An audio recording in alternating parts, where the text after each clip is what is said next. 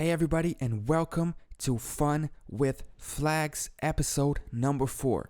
Now, before we start, I just want to thank everyone for the great support the channel has been getting, and also thank you for the corrections you've been making in the comments. Like I said, I just get this information off the internet, mostly Wikipedia, so it's great when you guys add your own knowledge and help us all in knowing a little bit more about these flags. So, moving on to the video, today we're gonna take a look at the German flag, which looks like this today. But let's take a look at the history of this flag.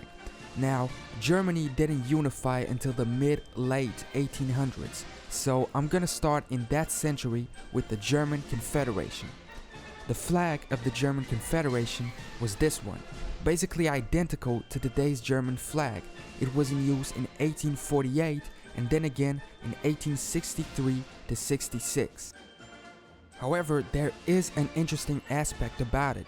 The war ensign of the German Confederation's flag had on its top left corner the two-headed eagle of the Holy Roman Empire. In fact, the naval flag was the eagle alone, which shows that even though Germany changed its flag a lot of times, a few elements stayed present throughout these times. So before we move on to the other flags, let's take a look at how the eagle has always been a symbol for Germany. It started with the Holy Roman Empire eagle, this two-headed eagle, which during the time of the Holy Roman Empire also had a shield in its center, representing the dynasty of the emperor. Moving on to the Prussian one-headed eagle, then the eagle of the Weimar Republic, which looked a little less threatening, and then the Nazi eagle, which changed the roundness of the eagle to straight lines, being a lot more threatening and looking a lot like the Roman Empire's eagle. It was placed on top of a swastika, and it was also the emblem of the Nazi party, except when it was used for the party, the eagle's head was facing the opposite way. And finally, the eagle used in today's flag, which is very similar to that of the Weimar Republic. Now, using an eagle in a flag isn't something exclusive to Germany. Like I said, the Roman Empire already did it way back then, and even today, some countries still have eagles on their flag, like the Mexican or the Serbian flags. Now, we can't be sure of the meaning of each of these eagles, but in general, eagles are said to represent, with their keen eyes, perspicacity, courage, strength, and immortality, but they're also considered kings of the skies and messengers of the highest gods. But let's get back to the flags. In 1866, the flag changes to the flag of the North German Confederation, keeping the three-stripe disposition but changing the colors to give the flag a more imperial feeling. I would say there's a bigger Prussian influence on this flag than the previous, especially because the war ensign of it contains the Prussian eagle. Now, this flag was used for the North German Confederation until 1871. In 1871, the flag continued to be used, but now representing the German Empire. This was kept in use until 1918, which was around the time when World War I ended. With Germany being a part of the Central Powers defeated in the war, the German Empire saw its downfall, and Germany became the Weimar Republic from 1919 to 1933, using the same colored flag as the German Confederation and today's Germany. Then, in 1933, with Hitler's rise to power, the Weimar Republic came to an end, and Germany went back to its imperial ambitions with the rise of the Third Reich. So, before we get into the Third Reich's flags, a quick disclaimer.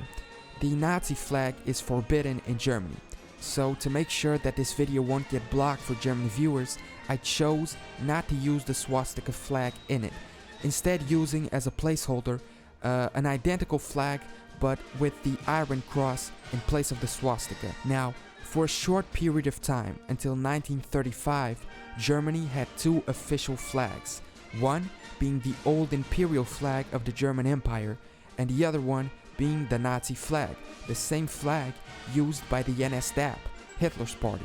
But from 35 onwards, the swastika took over every single flag used by the German Empire.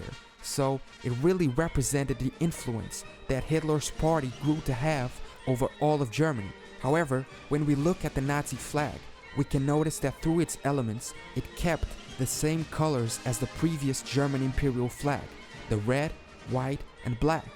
Now, according to Hitler, the elements of this flag meant the following: the red, the social idea of his movement; the white, the nationalistic idea; and the black, the mission of the struggle for victory.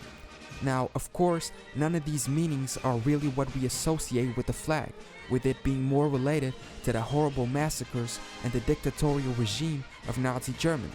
Now, World War II lasted until 1945, and with the Allied forces' victory, the Third Reich was destroyed and its flag forbidden across Germany until modern times.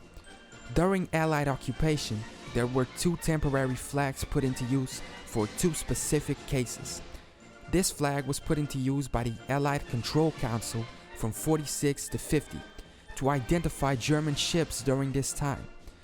And this flag was the flag of the Saar Protectorate, which was a small French protectorate which separated from Germany after the war. But it only lasted until 1956, when it was reincorporated into the Federal Republic of Germany.